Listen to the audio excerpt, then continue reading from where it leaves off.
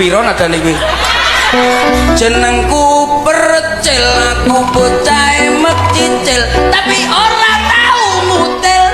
Ora tau mutil. Kaya ngene, wonge rada gedhe, sayange sithik, ora duwe duwe sithik, ora duwe apa-apa. Aku engko njaluk sapa Mas Didi njaluk sangune.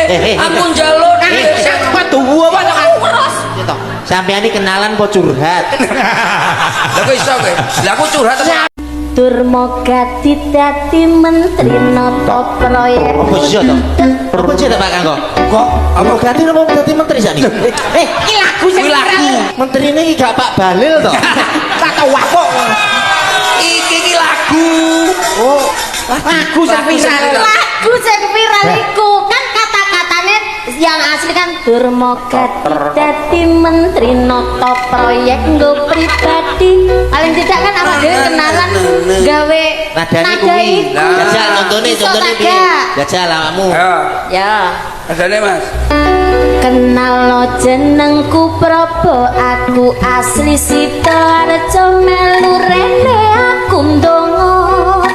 Acara apa wayangan dalang kanggo penontone disenengno, muga-muga panjang yuswa. Asik. Nami kula slentem masya kuru, aku ayem, aku seneng mesam-mesem. Omahe Rembang seneng delok wayang, bojone mesti disayang. Ayo. Iso apa ora? Kan iso kagak? Kuwi lho gak kenalan. Aku lagune angel men to. Oh iya awakmu dulu. Iya lagune. Ketuane Sil. Iya lah aku ketua. Iya lah. Jenengku lah meneng lambemu. Meneng lambemu lah kok ndarani kancane wong apa piye? Nadane Mas. Sepiro nadane kuwi? Jenengku Percil, aku bocah emek cicil, tapi ora tau mutil.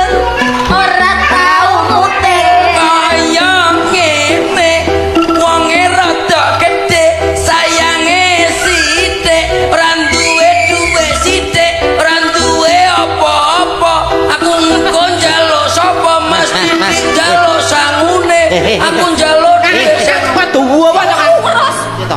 Sampeyan iki kenalan apa curhat? Lah kok iso kowe? Lah aku curhat Siapa sampe njaluk sangune sing ya piye? Ora yang dapur ngono. Bisa kan? Bisa kan? Aku wis kenalan, aku wis kenalan. Aku ya kenalan pakai tanganku Saiki ngawur. genti kon. aku ya kenalan. Ya ya kenalan lah. Nadane Mas. Durer. Kowe keduren ora sakmono? Ora. Tenan ora apa gak kuat? Ora kuat ya dipikul bareng-bareng to, Mas. Wong apa piye?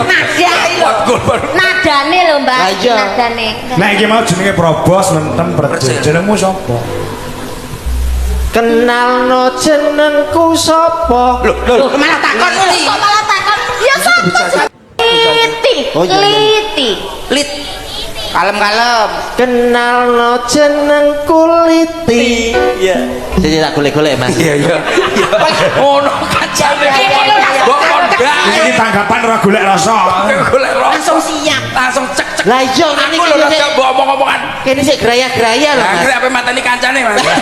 Aku mau Ini lo langsung cek. Mbak Probo aku Mas Percil langsung cek. Kenalno jenengku Liti, asli saka Tuban asli. Iya. Asline bobok pindho. Kenalno Jenengku Litri, aku saka Tuban asli, sinden sing cantik sekali.